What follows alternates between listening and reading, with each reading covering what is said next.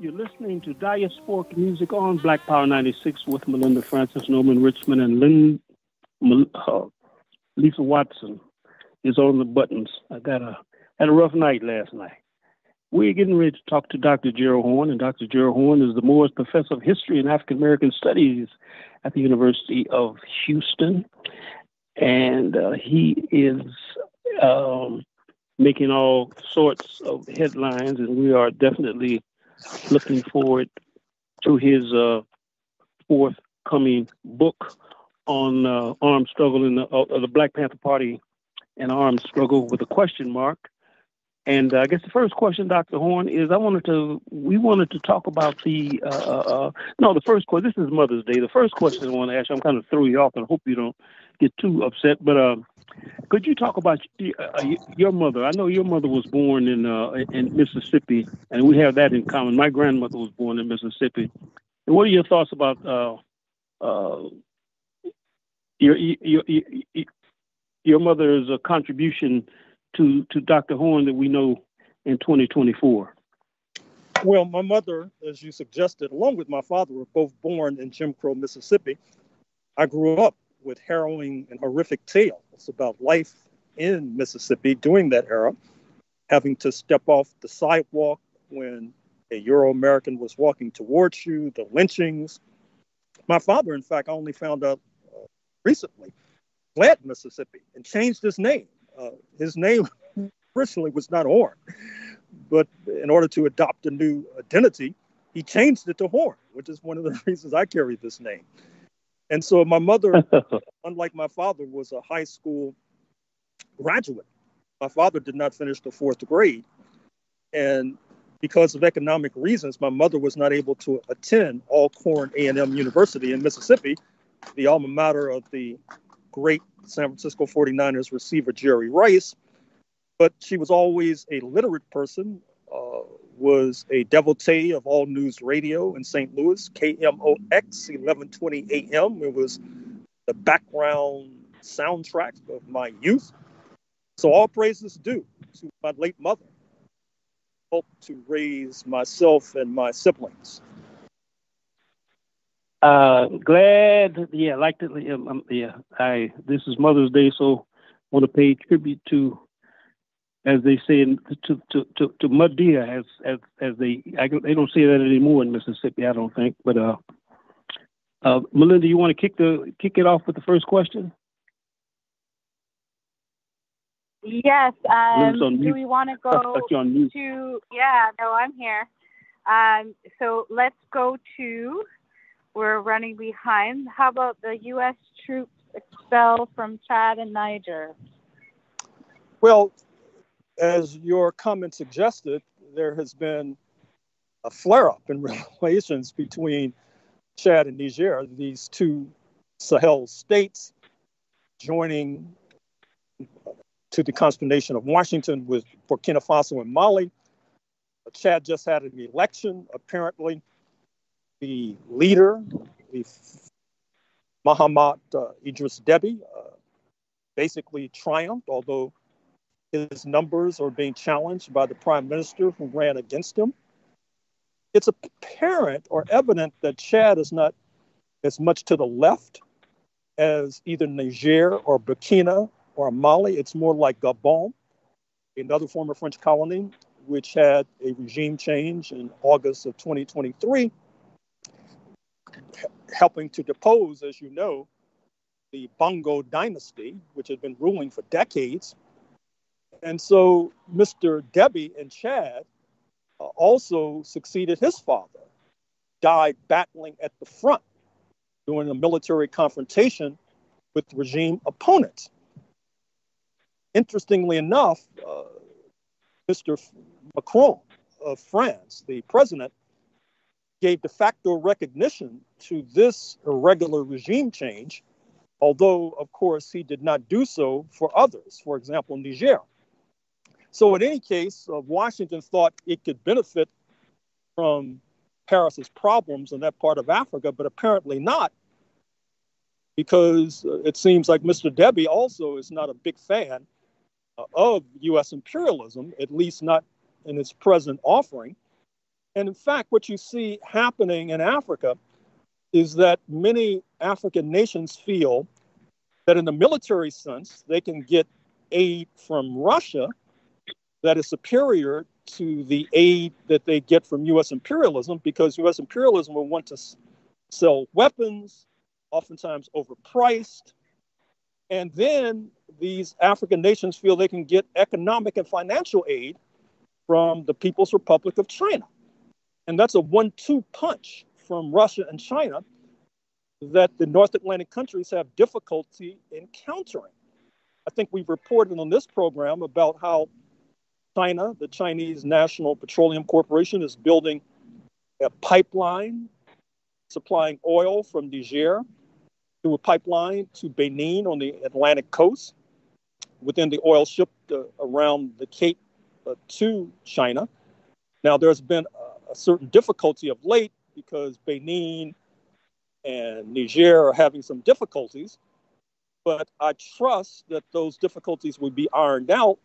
And in any case, I dare say that Niger has probably already cashed that $400 million check that the Chinese company supplied, hoping to do wonders for education and healthcare in that Sahel nation. So that's the state of play as we speak. You're listening to Diasporic Music on Black Power 96. Can we talk about the student protests in the United States around the whole Gaza situation? Well, let's first start off with Trinity College in Dublin, Ireland, where that particular august institution has agreed to divest from corporations that have holdings in Israel. But this is a real crisis for North Atlantic imperialism. And I think that the imperialists recognize it. The latest news is that the comic Jerry Seinfeld, who is of Syrian Jewish origin and is a proud defender of Israeli settler colonialism, suffered a walkout when he spoke at the commencement ceremonies at Duke University in Durham, North Carolina. Mm-hmm. Also, what happened at UCLA on April 30th is getting severe investigation. You might recall that the encampment there was disrupted by so-called counter-protesters, according to the New York Times, funded by the spouse of Jerry Seinfeld, who also happens to be a big-time Zionist. But the faculty is very upset with the lethargy of the police and the authorities. In fact, according to New York Times today, Governor Newsom had to send the California Highway Patrol to protect these encampment students who were being battered from pillar to post by these thugs funded by Madam Seinfeld. The chancellor of UCLA, Gene Block, was scheduled to step down on July 31st in advance of these protests, but he might have to leave before then. At the New School, which is a university in Manhattan, there is a faculty encampment that's taking place. This is a very significant movement. Next week, there will be a conference in Detroit where there will be an attempt to plot further strategy. But it's evident that this is a crisis for Zionism, it's a crisis for U.S. imperialism. And I would like to warn the Zionist billionaires that they may be walking on thin ice, whether they know it or not, because U.S. imperialism is suffering reputational damage worldwide as a result of the smashing of these protests. It helps to circumscribe the ability of U.S. imperialism to focus on what it considers to be the target of importance, speaking of the People's Republic of China. But how can that happen when Washington is bogged down in historic Palestine? At the same time, they have a partner, that is to say U.S. imperialism, in terms of the Netanyahu cabinet, which is intransigent, which is obdurate, which refuses to budge, is apparently going to be invading Rafah and massacring even more civilians, despite these mealy-mouthed protests from Mr. Biden, who supposedly has called for a pause in terms of weaponry going to Israel. So it's a major crisis. And it's also helping to expose some of the weaknesses and debilities of the left in this country. As I've said more than once, including on this program, and this is worth repeating, that the U.S. left invented this phrase, identity politics, to help to defame certain elements in the Black liberation movement in particular. But I dare and defy anybody to find one instance where this descriptor, identity politics, was used to apply to Israel and its supporters. In fact, some of the main wielders of that phrase, identity politics, were at the same time defenders of Israel, a state based upon an ethno-religious identity with privileges and exemptions in the state of Israel doled out on the basis of that identity. This is a scandal. It deserves more attention. And likewise, although many of the students justifiably and understandably have affixed the descriptor settler colonialism to Israel, it's remarkable, in fact, distressing, how the U.S. left does not use that same phrase, settler colonialism, to apply to the United States and Canada. Why that is so is evident. It's an ideological weakness. It's an example of backwardness. And if we're not careful, we're all going to pay the ultimate price as a result. Like Comrade Imam Jamil Al-Amin always says, I have a bit of advice for the left. That advice, don't get left. But I wanted to talk about the campuses in Canada.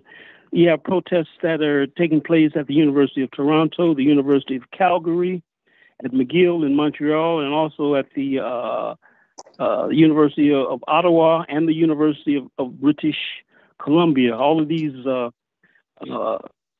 protests are taking place in solidarity with the people of Gaza and the people of Palestine, and they're making a lot of news about that. I guess so. We're talking about, I guess, an international phenomenon, wouldn't you say? Oh, clearly we are, and that is what gives this movement heft. It's what gives this movement profundity and importance. And it's also what contributes to the crisis in North Atlantic imperialism. Because the United States, the citadel of the right wing, is not the place where one expected a movement of this scope and character to erupt. And with it erupting in the citadel of the right wing, that gives it more impetus to spread north of the border, across the Atlantic to Ireland and elsewhere. I want to ask you one more question about this whole the Zionist question. How much heat have professors received who are taking that in the university and the college professors? What type of heat are people receiving if they take a pro-Palestinian position? Well, I mean, it's not easy. I mean, you can expect more attacks on academic freedom. In fact, the New Yorker, the Manhattan-based weekly, has a big article on that, in fact. And we can expect professors who have tenure, such as myself, to have our positions challenged. That goes with the territory. You also see the right wing seeking to establish right-wing colleges and departments in order to spread propaganda at University of Florida in Gainesville, for example, where the president is a former Republican senator from Nebraska, Benjamin Sass. You see that as well. They're establishing something called Hamilton College, which is going to be a right-wing citadel within that university. Indiana University in Bloomington, they've decided that there has to be balance in the classroom. If you're going to basically talk about, I guess, what they mean by balance, we're going to talk about anti-slavery, you have to talk about pro-slavery, you can talk about anti-fascism, you have to talk about fascism. In the current issue of the American Historical Review, there's a long article subtitled The War on Black History. with librarians under pressure. The author, Woody Holton, a son of a late desegregationist governor of Virginia, calls these anti-white guilt laws. You can't make little Jennifer and little Johnny feel guilty about the past. And if you do, you can expect to be hammered and pulverized as a result. So once again, this is a crisis. Imperialism is not necessarily going to rest recumbent and supine as these encampments erupt, as students protest, as professors protest, etc. Dr. Horne, can you talk about the Chinese President Xi and his 4-day tour of Europe? Where did he go, and how do you see that? France, Serbia, and Hungary. Perhaps the most important part of this trip was the first leg to France, because it suggests that the anchor of the European Union, speaking of France, is not going to go along with Cold War II. That is to say, the U.S. effort to launch Cold War against China. Previously, President Macron had been in China with a plane load of Chinese businessmen. He went to Serbia, formerly the anchor of the now late Yugoslav Socialist Republic. He marked the 25th anniversary of the U.S. NATO bombing of the Chinese embassy in Belgrade, which the United States claimed was an accident. Subsequent reporting revealed that to be a flimsy excuse. At best, it was a punch at the nose of a rising China, helping to serve as a harbinger of the Cold War II, which is now erupting. He also went to Hungary, where a number of electric vehicle factories will now be constructed. So this is a crisis. Mr. Biden has just decided to slap 100% tariffs on certain exports from China. If Mr. Trump returns to office, which is not unlikely, just yesterday, there was a rally of 100,000 people in New Jersey, in Wildwood, New Jersey, addressed by Mr. Trump. This is remarkable. I cannot remember a Democratic Party rally of that size and scope. I recall that in the 1970s, some sectors of the left, their slogan was, "The people want revolution." In the United States, I think a slogan comparable to that could be a certain segment of the descendants of the original settlers of European descent want counter-revolution. And they plan to get it by putting Mr. Trump back in the Oval Office, where then he will proceed to exact a bloody revenge against his opponents. Possibly, he will be so occupied in going after Biden and Obama and Hillary Clinton and Bill Clinton, et cetera, that by the time he goes down that list, a person like myself will have adjusted and found exile elsewhere. You have another question, Melinda? I don't know if we want to go into the NBA.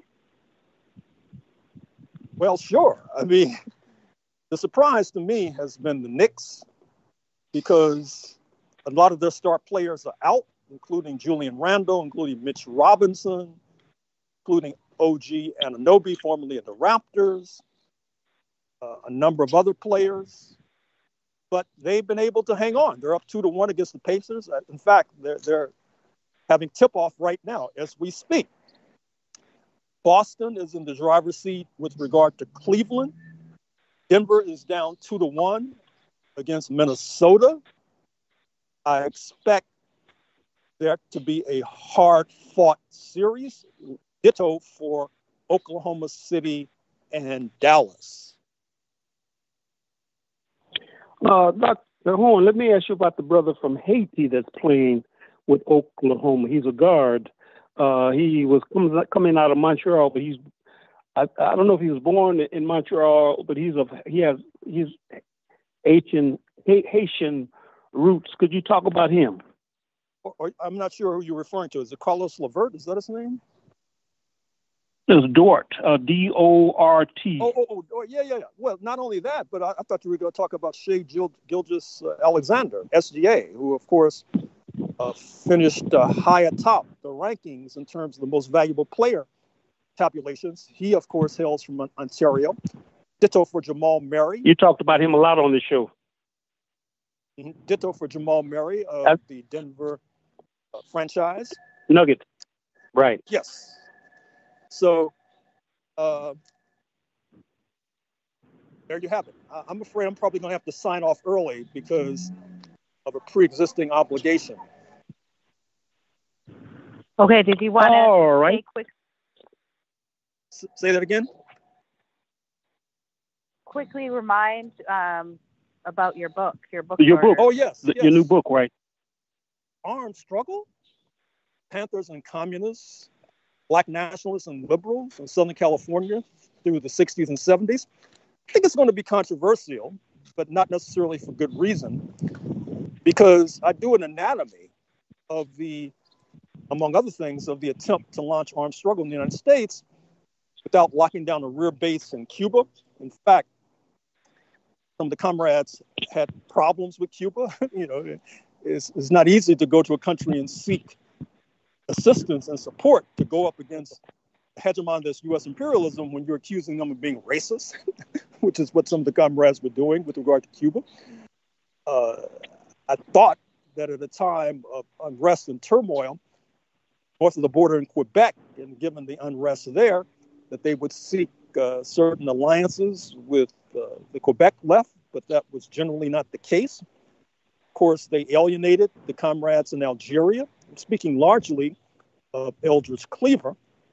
So that's one aspect of the story. I also have probably the most comprehensive dissection of the case of Angela Davis, now 80 years old, accused of conspiracy, murder, and kidnapping in 1970, 1971, acquitted in 1972, the killing of George Jackson, a fresh analysis of that episode, an analysis of the Communist Party in Southern California from the 20s through the 70s. So pre-orders are now available. Check it out. Let me say this before you go, that Huey Percy Newton always never denounced Cuba. That was Papa Reyes was the one that was really out of control, but Huey Newton is held in high esteem in Cuba. I don't think he ever said a bad word about Cuba. Well, there's a new TV series, The Big Cigar, about Huey in Cuba. It's a fictionalized version. I know about that. Yeah, and it also implicates Bert Schneider, who's in my book, in fact, who was this Hollywood producer who produced Easy Rider, for example, who helped to fund the Panthers. There's a lot of Hollywood history in this book, too, which, of course, is a follow-on to two previous books I've done on the film industry. Been looking forward to it, sir, but I guess you want to get in the whirlwind because we've held. Thank you very much for your time. Yeah, good luck to you. Bye-bye. And not Melinda, but Lisa, can we go out with our theme song?